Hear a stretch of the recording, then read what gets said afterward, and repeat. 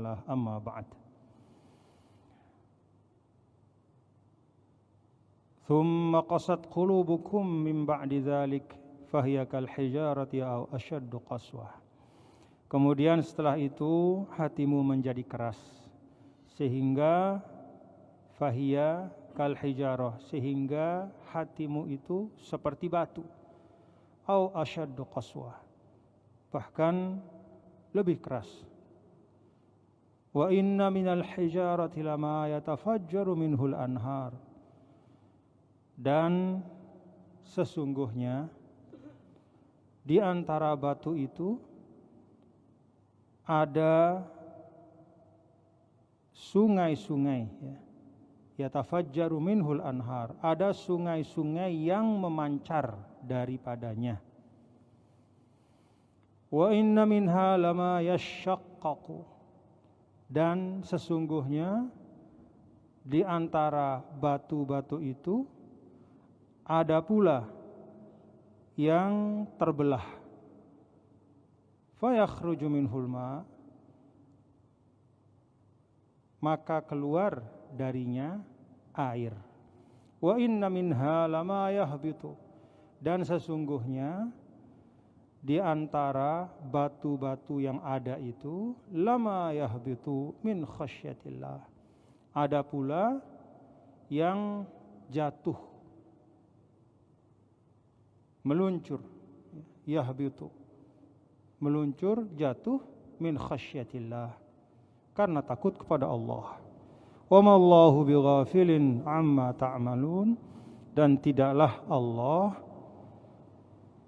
alpa, lupa dari apa yang kamu kerjakan. Dan Allah tidak lupa, tidak alpa, tidak lengah, tidak lengah dari apa yang kamu kerjakan. Afatatma'una an yu'minu lakum wa qad kana fariqum minhum yasma'una kalam Allah thumma yuharrifunahu min ba'di ma aqaluhu wa hum ya'lamun. Maka apakah kamu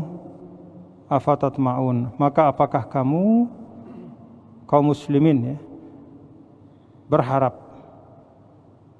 mereka beriman kepada kalian, padahal ada sekelompok dari mereka yang telah mendengar kalam Allah, lalu kemudian mereka menyimpangkannya atau mengubahnya setelah itu, setelah mereka memahaminya, padahal mereka mengetahui.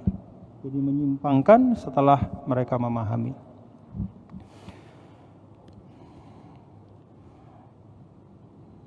Bapak-bapak dan saudara, ini lanjutan dari yang kita baca pada minggu yang lalu. Tsumma qasat qulubukum min ba'di dzalik. Pada minggu yang lalu kita membaca rangkaian satu episode dari kehidupan Nabi Musa alaihissalam beserta kaumnya, yaitu peristiwa terbunuhnya seorang di antara Bani Israel yang ada bersama Nabi Musa pada waktu itu. Lalu kemudian turun perintah Allah untuk menyembelih seekor sapi betina. Lalu di situ ada dialog yang panjang dan kemudian Allah tampakkan kebenaran. Ini bagian dari ayat Allah yang harusnya memberikan kesadaran yang lebih lagi kepada Bani Israel. Ibaratnya membuat hati mereka seharusnya semakin lembut terhadap kebenaran. Kalau sudah banyak nasihat itu kan biasanya kita semakin, kalau bahasa Sasak, semakin minger Semakin banyak nasihat, semakin paham kita. Tapi ternyata tidak. Nah, inilah yang kemudian dibahas oleh Allah Subhanahu wa taala. Tsumma qasat qulubukum min ba'di dzalik. Kemudian setelah itu hatimu menjadi keras. Summa ini menunjukkan ada jarak, tarohi. Jadi misalnya gini. Hadir Abdullah, kemudian Umar misalnya. Kalau bahasa Arabnya hadara Abdullah summa Umar. Jadi kata summa itu menunjukkan ada jarak, tidak beriringan langsung, ya, tidak bersamaan, tapi ada jaraknya. Itu asal dari kata summa, ya. Jadi summa itu menunjukkan jarak waktu. Bisa juga kata para ulama, summa itu menunjukkan jarak dari yang seharusnya dengan yang terjadi. Misalnya, saya memberikan dia senyuman, ya, ibtasamtu lahu misalnya, summa darabani. Nah, itu bisa pakai summa di situ. Saya kasih dia senyuman, lalu dia pukul saya. Mestinya kalau dikasih senyuman kan dikapong, ya. Habis senyum ya baik-baik gitu. Tapi ini sebaliknya. Saya senyum kepada dia, lalu dia memukul saya. Saya kasih dia uang, lalu dia tendang saya. Mestinya saya kasih dia uang, ya, a'taituhu malan summa syakaroni. Mestinya kan begitu. Saya kasih dia uang, fasyakaroni, lalu kemudian dia berterima kasih. Tapi ada kejadian juga, ya. Kalau untuk menggambarkan misalnya ada orang dikasih uang tapi dia bukannya terima kasih, dia mukul. A'taituhu malan summa darabani. Jadi summa di sini bukan menunjukkan rentang atau jarak waktu, tapi menunjukkan jarak antara yang seharusnya terjadi dengan yang terjadi. Nah, ini yang kedua ini, kalau kata para ulama, ayat ini menunjukkan makna yang kedua. Jadi ketika sudah dikasih tanda-tanda kebenaran, dikasih mukjizat, ya, oleh Allah Subhanahu wa taala, yang kita sudah bahas ya minggu kemarin itu, bagaimana mukjizat itu dari potongan bangkai sapi dipukulkan kepada mayat hidup gitu. Jadi perjumpaan dari dua hal yang mati, tapi Allah kasih di situ tanda kekuasaannya, orang itu jadi hidup, ya. Itu kita sudah bahas kemarin. Ini kan luar biasa, ya. Bukannya mereka menjadi semakin hatinya makin baik, summa justru, nah, sebaliknya, summa qasat, ya. Hati mereka itu justru menjadi qasat. Qasat itu menjadi keras, ya. Ini banyak gambarannya di dalam hadis-hadis Rasulullah SAW, dalam Al-Quran juga. Jadi qulub ya jamak dari qalb, ya. Nah, ini qulub ini juga ada bahasannya, tapi secara ringkas ya Bapak-bapak, saudara-saudara. Kalau Al-Qur'anul Karim itu menggunakan kata qalb atau qulub, ya, itu lebih merujuk, ya, kepada al-qalbun nurani, ya. Jadi bukan jantung, ya, yang merupakan bagian fisik dari badan kita. Al-qalb itu kan secara sederhana, ini panjang bahasan, tapi secara sangat sederhana itu dibagi dua. Al-qalbul jismani, ya, qalb dalam arti jantung kalau bahasa kita. Apa sih jantung itu? Ya potongan di dalam badan kita ini, ada potongan. Bentuknya kita tahu kalau belajar biologi itu, ya. Tugasnya memompa darah, mengalirkan oksigen, ya. Sehingga semua anggota badan kita ini bisa bekerja dengan baik, ya. Hidup kita, ya. Jadi hidup dalam arti secara biologis ya hidup kita, karena darah terpompa dengan baik. Kalau begitu serangan jantung, ya, darah tersumbat, dia tidak bisa mengalirkan oksigen, nah itu kemudian bisa fatal. Kalau tidak ada pertolongan bisa meninggal. Nah, ini qalb dalam makna al-qalbul jismani, yaitu sebuah organ biologis yang ada di dalam diri badan kita. Tapi Al-Quran tidak pernah bicara tentang itu, ya. Jadi Al-Quran itu selalu bicara dalam konteks yang kedua. Apa itu? Al-qalb an-nurani, ya. Yaitu kalau bahasa kita itu apa ya? Bahasa kita itu hati nurani, ya, akal budi, ya. Inilah yang kemudian menentukan, ya. Jadi yang menentukan seseorang itu apakah dia menjadi manusia yang sempurna bukan dari jantungnya yang sempurna, Kalau dalam pandangan Al-Quran. Tapi dari kalbunya itu, dari akal budinya yang sempurna. Kalau akal budinya itu berfungsi dengan baik, yaqiluna biha, ya, dia bisa gunakan akal budi itu untuk memikirkan kebenaran lalu mengikutinya. Kemudian memahami keburukan lalu menjauhinya. Bagus itu. Tapi kalau dia tidak memfungsikan itu, maka itulah yang di dalam Al-Quran sering disebut ulaika kal an'am balhum adall, ya. Jadi itu makna paling dasar dari qalb. Jadi kalau summa qasat qulubukum, kemudian menjadi keras, bukan jantungnya keras, ya, bukan. Jantungnya biasa-biasa saja, ya, sama saja, ya.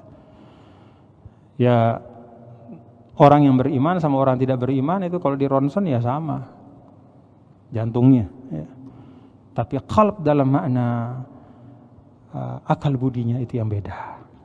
Nah, itulah yang Al-Quran minta kita mengasahnya terus menerus, ya. Mengasahnya terus menerus supaya akal budi kita ini menjadi akal budi yang baik, ya. Ada banyak ungkapan Al-Quran itu kan, qalbun salim, ada kemudian qalbun munib, ya. Itu semua fungsi-fungsi yang baik. Qalbun salim itu hatinya bersih. Qalbun munib artinya hatinya itu selalu ingin kembali kepada Allah, ya. Ada juga qalbun layyin summa talinu qulubuhum, yaitu hatinya lembut. Bukan jantungnya lembut gitu. Ya sama saja jantung itu, ya. Tapi di sini sekali lagi yang dimaksudkan adalah bukan organ tetapi daya akal budi kita. Itulah yang berbeda dari satu orang ke orang yang lain. Nah, Al-Quran selalu bicara tentang akal budi itu dari sisi fungsi, ya. Jadi semua orang punya potensi yang sama, tapi ada yang mau memfungsikannya dan ada yang tidak mau memfungsikannya. Yang tidak mampu memfungsikannya itu biasanya karena qalbnya itu maglubun bisyahawat. Jadi ada sesuatu yang mengatasi akal budinya itu, misalnya hawa nafsu. Ada juga ulama secara sederhana mengatakan akal budi itu sama dengan akal, ya. Jadi qalbun itu sama artinya dengan akal. Cuman ada sedikit perbedaan antara akal dengan qalb, ya, aklun dengan qalbun, kata para ulama. Dari sisi, ya, bahwa akal itu lebih kepada pertimbangan rasional. Tetapi qalb itu menyangkut kepada kesadaran, menyangkut nilai-nilai kebaikan. Contoh, kita misalnya punya uang, ya. Punya uang, katakanlah misalnya kita orang mampu. Lalu kita ingin berusaha, ya. Begitu kita mau berusaha, kita lihat di pasar itu ada peluang bisnis, ya. Di pasar itu sudah ada pedagang-pedagang kecil, ya. Kalau menurut hukum akal kita, sekedar pakai akal saja, bagus usaha di situ. Kita modal besar, dengan modal besar itu barang kita pasti lebih murah. Kita buat toko yang bagus, yang mewah, ya, kasih AC segala macam, orang pasti ke sana. Kalau hanya dengan akal, untung kita. Tapi kalau kalbu kita ikutkan, ya, akal budi kita gunakan, kita akan menahan diri. Kita akan menahan diri. Kenapa? Kita bisa untung secara akal, hitung-hitungan rasionalnya, tapi bisa mematikan pedagang-pedagang yang lain itu. Nah, jadi perlu kalau di dalam Islam itu, ya, bapak-bapak, saudara-saudara sekalian, tidak hanya pertimbangan rasional, tapi juga pertimbangan spiritual. Tidak hanya pertimbangan boleh atau tidak boleh. Kalau sisi fikihnya tidak ada yang melarang. Tidak ada yang melarang kita berusaha mencari keuntungan. Mau untung 200%, tidak ada larangan juga dalam agama. Mau untung berapa persen, tidak ada. Tapi begitu kita lihat bahwa itu bisa bisa menyebabkan mudarat bagi orang-orang yang sudah ada di sana, ya, maka kita tahan. Ya. Itu Islam mengajarkan itu. Tidak hanya boleh, tidak boleh, tapi pantas atau tidak pantas. Maka kalau disebutkan di dalam tafsir Al-Quran, wa kadzalika ja'alnakum ummatan wasato, kata wasaton itu tidak hanya berarti yang terbaik, tapi juga yang adil. Nilai keadilan itu di akal budi tempatnya, ya, bukan di pertimbangan untung rugi saja. Nah, di sini disebutkan tsumma qasat qulubukum, maka kemudian menjadi keraslah hatimu, ya. Jadi keras hatimu kalian semua. Ini kumnya di sini maksudnya Bani Israil itu, ya. Tsumma qasat qulubukum mim ba'di dzalik, setelah itu, yaitu setelah turunnya rangkaian dari kemukjizatan itu. Sekali lagi ini menunjukkan apa istilahnya, paradoks ya, atau apa istilahnya dalam bahasa itu, yang terbalik dari yang seharusnya. Fahiya kal hijarati, maka hati yang keras itu kal hijarah, ya, seperti batu. Mestinya hatinya lunak, menerima kebenaran, tapi justru keras. Kalau kita membayangkan al-hijarah di dalam pikiran kita, itu ada makna solabah, tegel, ya, tegel.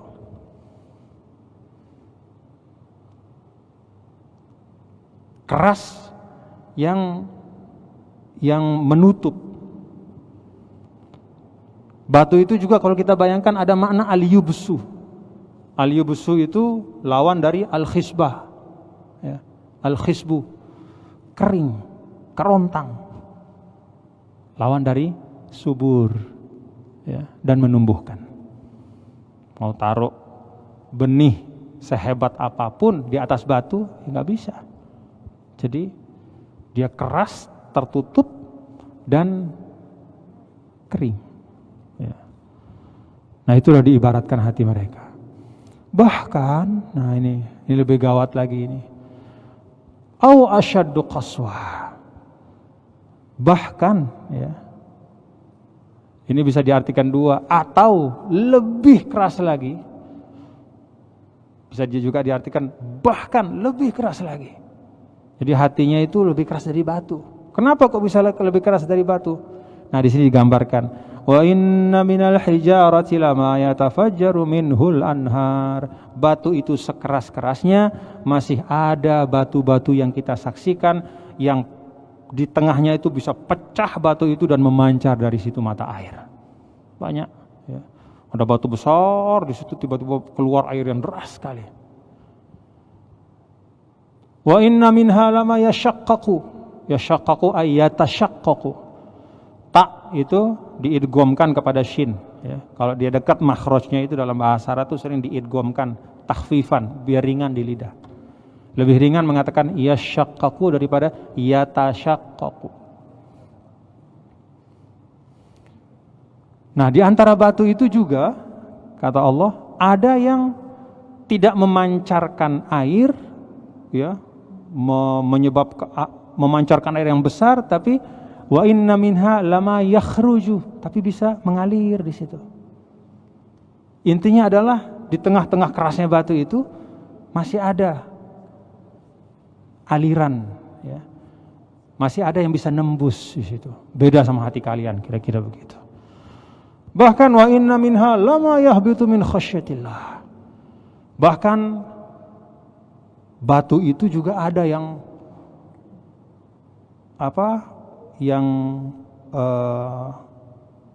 yahbitu itu meluncur, ya, jatuh ke bawah min khasyatillah karena takutnya kepada Allah. Ini teguran untuk manusia. Kita ini bapak-bapak, ibu, saudara-saudara selalu merasa, ya, kita ini karena Allah menyebutkan potensi-potensi kita dalam Al-Quran, kita merasa selalu paling hebat, lalu menjadi sombong. Maka Allah tegur di sini.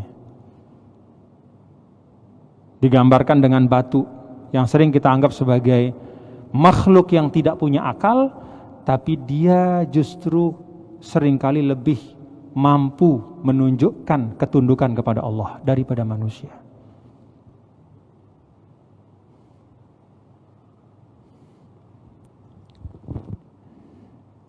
Min khasyatillah, karena takut pada Allah.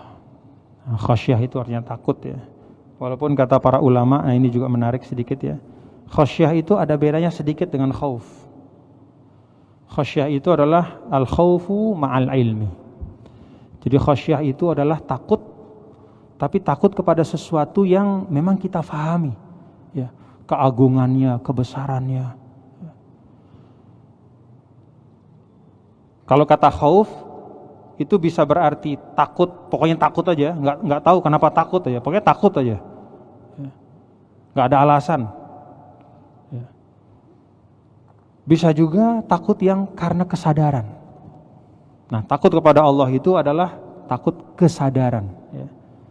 Kesadaran karena Allah Subhanahu Wa Taala yang memberikan kita segala sesuatu, maka kita ingin untuk selalu menunaikan perintahnya dengan baik dan tidak mau melanggar larangannya. Itu khasyah ya. Nah, di sini khasyah dinisbahkan kepada batu. Ini juga teguran bagi manusia.